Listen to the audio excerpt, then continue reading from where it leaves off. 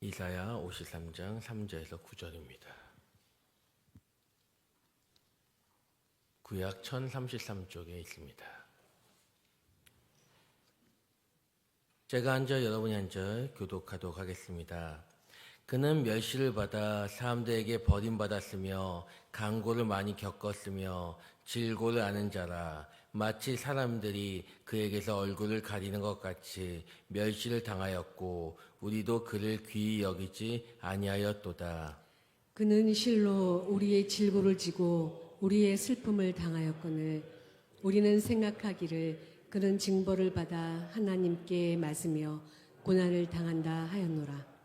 그가 찔림은 우리의 허물 때문이요 그가 상함은 우리의 죄악 때문이라. 그가 징계를 받음으로 우리는 평화를 누리고 그가 채찍에 맞음으로 우리는 나음을 받았도다. 우리는 다 양 같아서 그릇 행하여 각기 제 길로 갔거늘 여호와께서는 우리 모두의 죄악을 그에게 담당시키셨도다.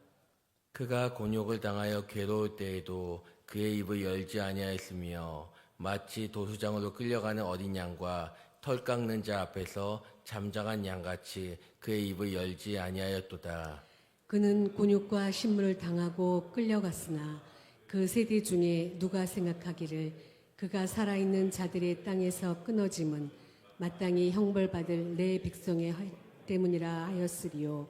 함께 읽겠습니다.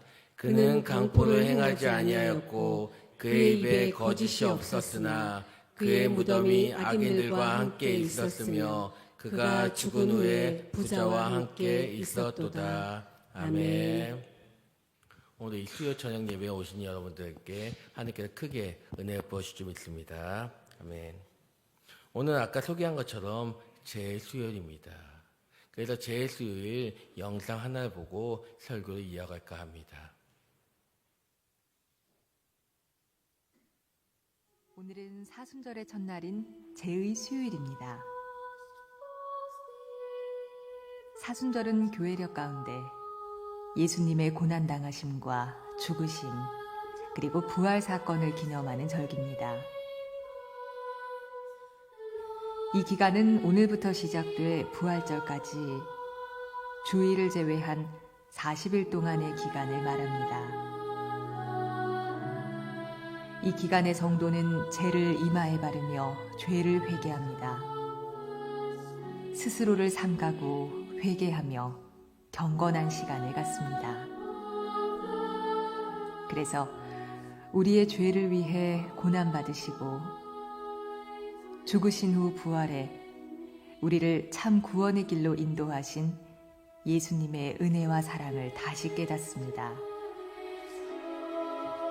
참회, 고난, 절제를 택하고 교만, 탐욕, 분노를 버리며 채식, 절식, 금식을 벗하는 거룩한 사순절을 보내시길 기도합니다.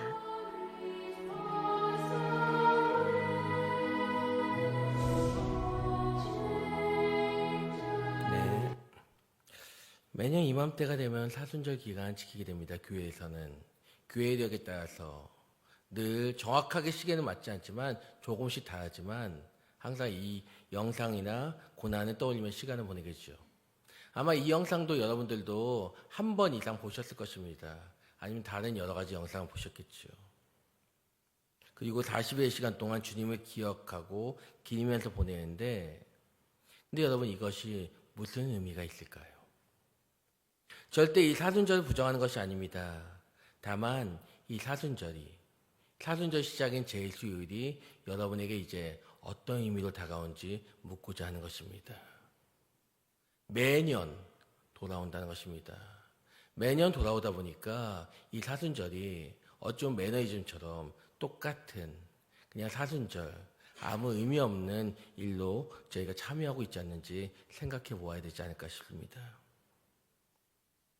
혹시라도 잠깐이라도 내 마음에 그 사순절 교회에서 정해준 행동할 때 의무로 하지 않았는지, 사순절이 되면 여러 가지 하지 않습니까? 성경 필사하기도 하고 눈 감은 금식을 하기도 하고 여러 가지 행동을 합니다. 하지만 그 안에 정말 사순절에 맞는 내 주님을 생각하는 마음이 있었는지가 생각해 보아야 할 것입니다.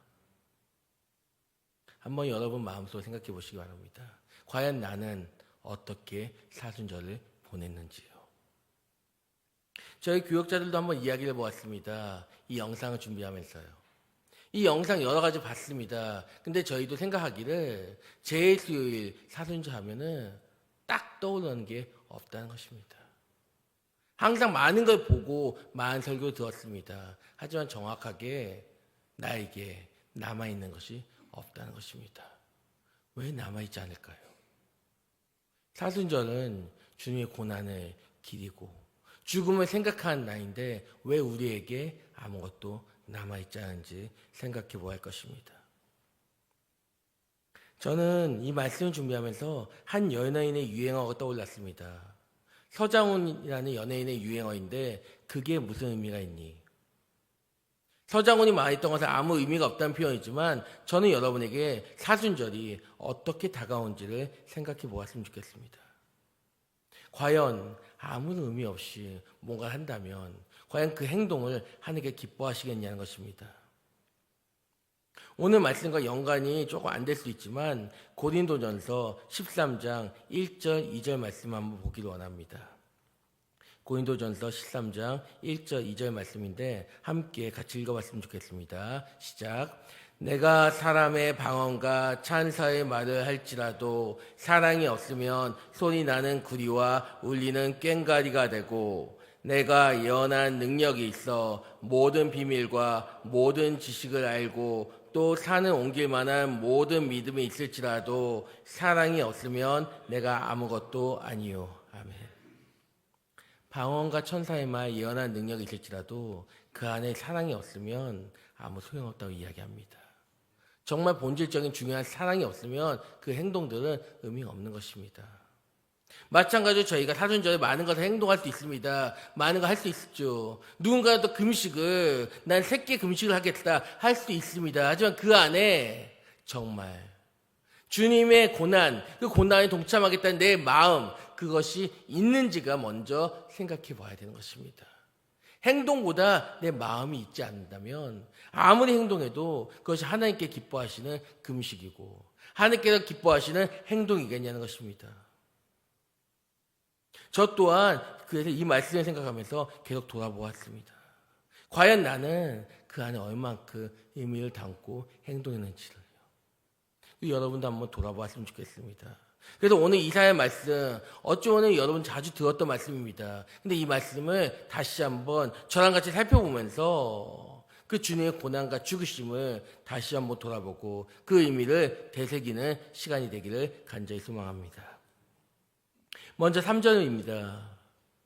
그는 멸시를 받아 사람들에게 버림받았으며 강고를 많이 겪었으며 질고를 안 자라 마치 사람들이 그에게서 얼굴을 가리는 것 같이 멸시를 당하였고 우리도 그를 귀히 여기지 아니하였도다. 아멘. 현대인의 성경에서 좀 더 심하게 표현합니다. 그는 사람들에게 멸시 천대를 받고 슬픔과 고통을 당한 사람이 되었으니 사람들이 그를 외면하고 우리도 그를 귀하게 여기지 않았다. 여러분 그가 누구입니까? 예수 그리스도이십니다. 그리고 하나님의 아들이십니다. 누구보다 높은 자리에 있어야 될 그분이 존경받아야 될 마땅한 분이 이 땅에 오셔서 멸시 천대를 받으신 것입니다. 사람들이 와서 떠받들어야 마땅한 것인데 그분은 하찮게 여겨짐을 받고 천하게 여겨짐을 받았다는 것입니다. 속된 표현으로 사람들이 무시를 당하고 조롱거리가 되고 있습니다. 이게 맞습니까?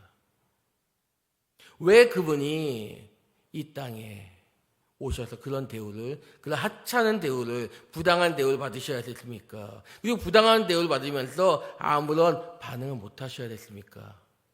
그 이유는 간단합니다. 바로 우리 때문이란 것입니다.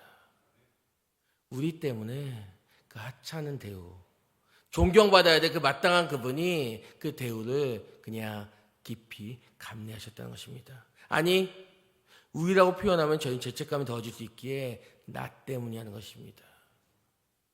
나만 잘못한 것이 아니라 저희 모두가 잘못한 것입니다. 이 강대상에 있는 저 때문이고 여기 계신 분들 한 사람 한 사람 개인의 잘못 때문에 그분이 그런 어처구니 없는 대우를 받았다는 것을 다시 한번 기억하시기 바랍니다. 근데 더 큰 문제는 7절에 나옵니다. 그가 곤욕을 당하여 괴로울 때에도 그의 입을 열지 아니하였으며 마치 도수장으로 끌려가는 어린 양과 털 깎는 자 앞에서 잠잠한 양같이 그의 입을 열지 아니하였도다. 그분은 그런 억울한 대우를 받으면서 한마디도 반박하지 않았습니다. 뭐라고 반박할 수 있었습니다. 당연히 반박하실 수 있죠. 그분 죄가 없으신 분이니까요. 여러분, 우리였으면 어떻겠습니까? 욱하는 감정이 일어났을 것입니다. 내게 조금의 잘못이 있더라도 그건 무시한 채 당당히 소리쳤을 것입니다. 그냥 무조건 소리 지르고 윽박 지르고 난 잘못 없다고 했을 것입니다. 하지만 주님은 그러지 않으셨습니다. 그냥 그 억울한 대우를 받으면서도 감당하셨어야 됐습니다. 원래대로라면 우리가, 아니 제가, 여러분들이 받아야 할 조롱과 비난을, 그리고 수치스러움을 그분이 친히 다 감당하셨다는 것입니다. 그리고 그것이 하나님의 계획이었기에 그것을 감당하셨다는 것입니다. 근데 우리는 그것을 그냥 잊고 살아가고 있지 않습니까? 그럼 그 결과가 어떻습니까? 사람들의 반응은 이러했습니다. 우리가 생각하기를 그는 징벌받아 하나님께 맞으며 고난 당한다 하였노라. 그런 말은 죄를 지었겠지. 당연히 그런 말 죄를 지어서 징벌받는다고 생각했다는 것입니다. 당연시 여겼다는 것입니다. 유대인들은 그러했다는 것입니다. 이 시대 유대인들은 그러했는데 문제는 우리들도 그러하다는 것입니다. 우리들이 그렇게 예수님을 그렇게 당연한 죄를 지었다고 생각하지는 않지만 예수님이 그렇게 고난받으셨음을 잊고 살아간다는 것, 어쩌면 저희 또한 동조자일 수 있다는 것이죠. 그리스도인 우리 또한 그걸 잊고 살아간다는 것은 유대인들과 똑같은 죄를 짓는 거라는 것입니다. 우리의 마음에 정말 그분의 아픔에 공감하고 나를 위해 죽으심에 대한 감사하고 있는지 생각해 보아야 할 것입니다. 그 마음이 없다면 우리 또한 유대인들과 별반 다를 바가 없을 것입니다. 5절입니다. 5절 말씀을 다 같이 한번 읽어봤으면 좋겠습니다. 5절입니다. 시작.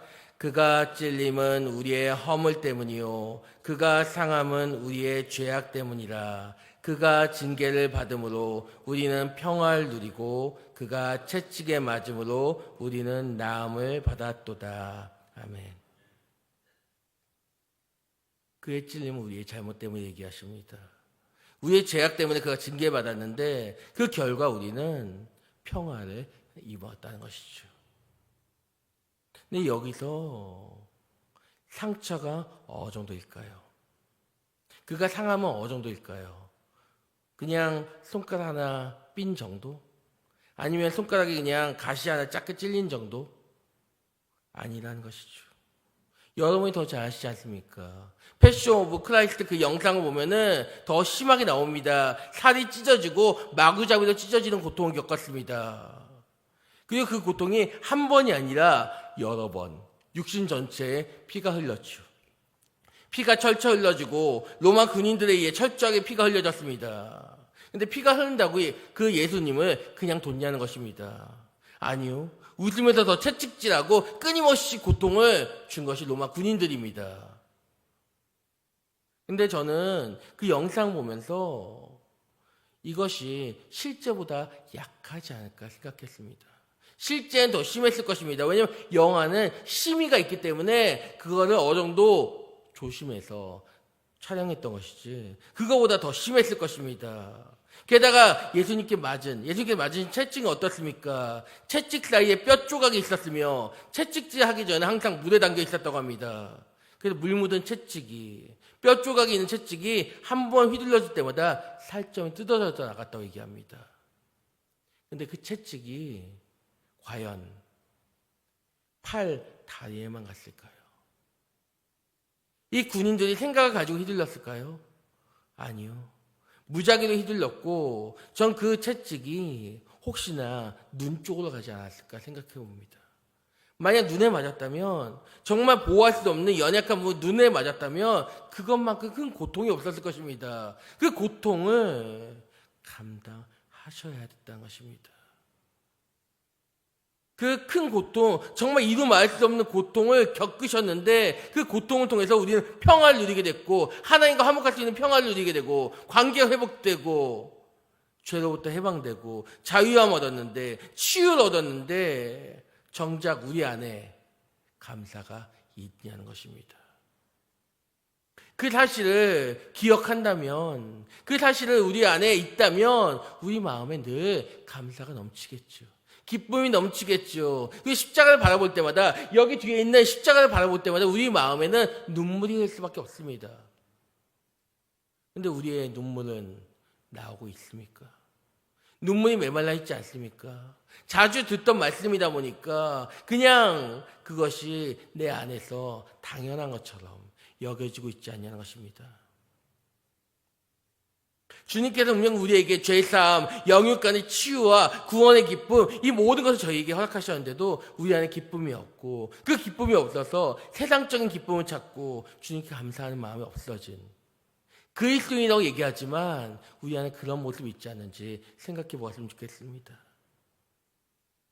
6절 말씀처럼 우리는 다 양 같아서 그릇 행하여 각기 제 길로 갔거늘 우리는 주님이 걸어가신 길이 아닌 나의 길, 나의 생각을 의존한 채 살아가고 있지 않은지 생각해 보기 원합니다.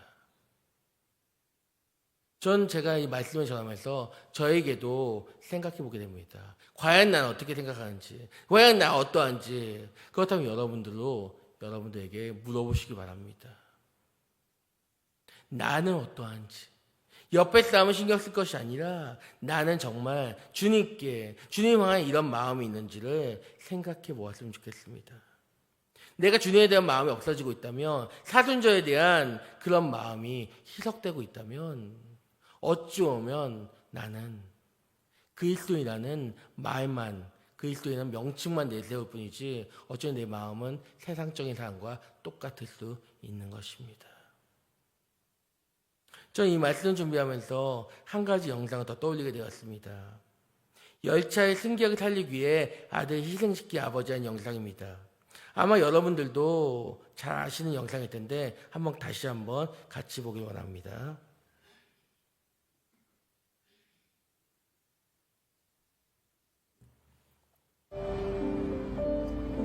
Vždycky, když svítí, tak víš, že na tebe někdo myslí. Ty jsi hlava. A ty doopravdy.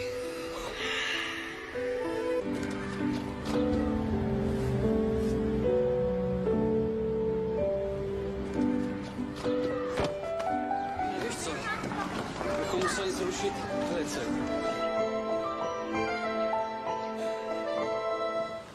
Za hodinu pojede vlak, jo. Za 30 minut pro tebe přijdu a půjdeme nahoru a budeme pouštět čoupátka, jo? Položíme most. No, mostem položíme most, jo? Jo! 30 minut sedět, nikam neběhat.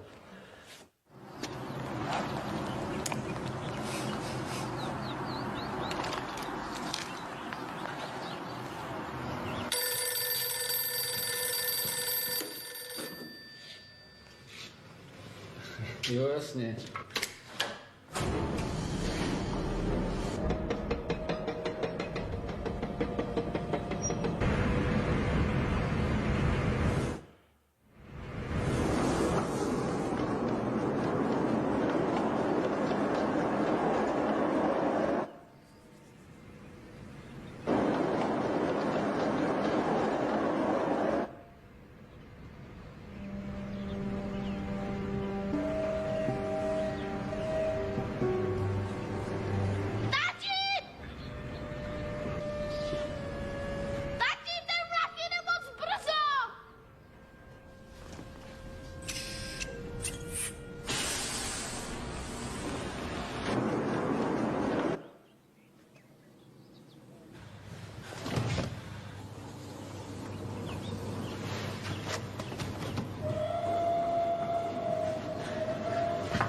라디오. 라디오. 라디오!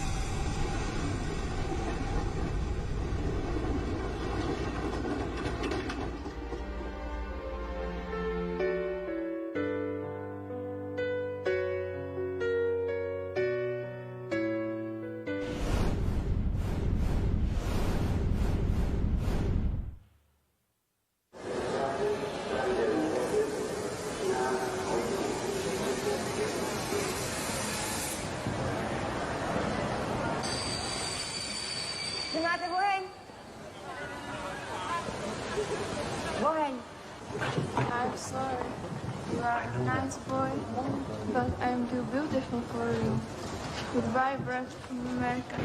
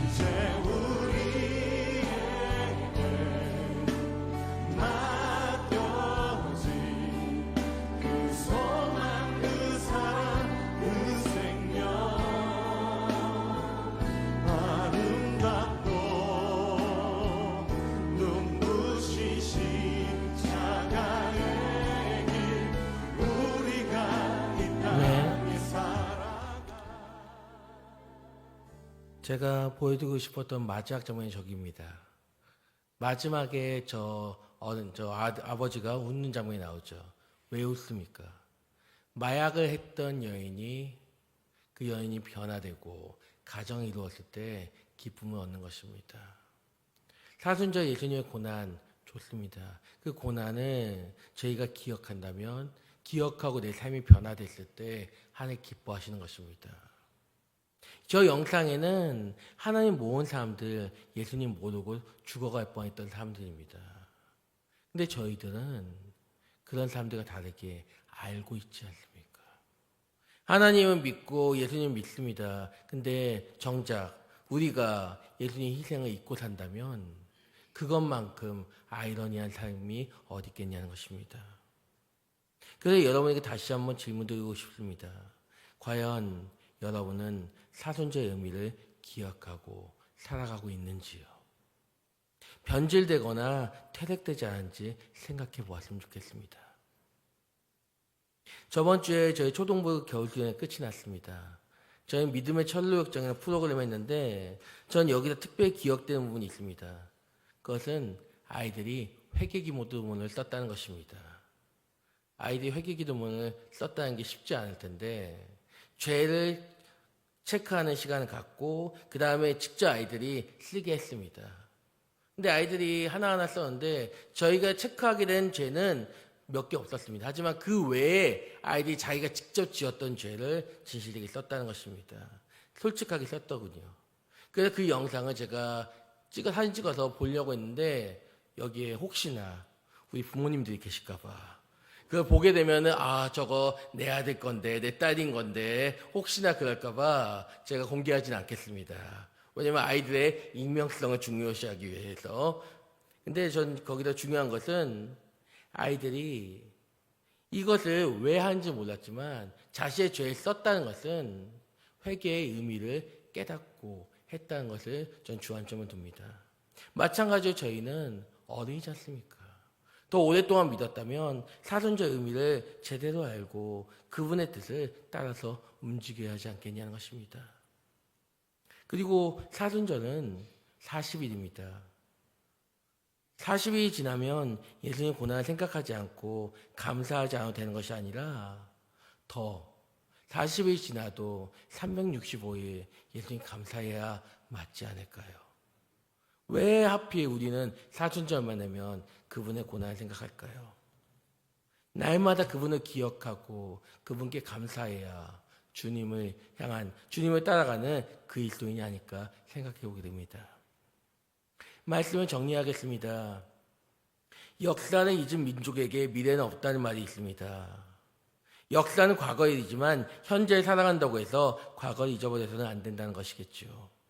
그럼 여러분, 기독교인들의 역사는 무엇입니까?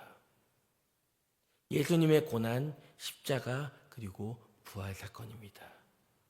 그 사건은 과거의 일이지만 역사이고 이 사실을 우리는 늘 기억해야 한다는 것입니다. 항상 우리가 제수일이다, 사순절이다 얘기할 때만 기억하는 것이 아니라 이사야 53장 이 말씀을 전할 때만 기억하는 것이 아니라 항상 내 안에 뼈에 새겨서 늘 기억해야겠죠. 오늘 말씀의 제목 다시 한번 떠올려 보시기 바랍니다. 나에게 제수일이란, 이것은 다른 말로 하면 나에게 사순절이란 말로 바꿀 수도 있고, 또한 이 말은 바꾸어 말하면 나에게 예수님의 십자가에서 죽으심이라는 질문으로 바꿀 수 있을 것입니다. 여러분에게 그것은 어떤 의미로 다가옵니까? 각자가 대답해 보시기 바랍니다. 그리고 여러분의 삶을 돌아보시고 내 말과 행동을 바꾸시기 바랍니다. 이 질문에 대한 대답이 나의 삶에 어떤 영향을 끼치고 있는지, 누가복음 8장 19절에서 21절 같이 한번 읽어봤으면 좋겠습니다. 누가복음 8장 19절에서 21절입니다. 시작. 예수의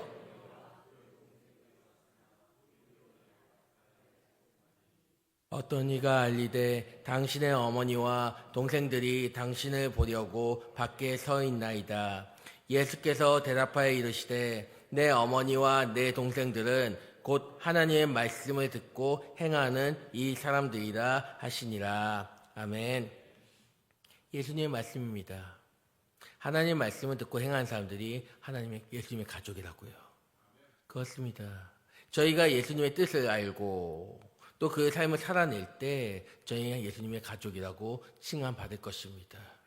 그 사순절 의미를 다시 한번 기억하고 살아낼 때, 정말 그 뜻을 기억하면서 살아갈 때, 그리고 어떤 조롱한 소리와 비난한 소리에 일일이 반박하고 이기려 하는 것이 아니라 그냥 주신 역할을 감당하며 나아갈 때, 그때 저희는 참된 가족 그리고 그리스도인이라고 불리게 될 것입니다.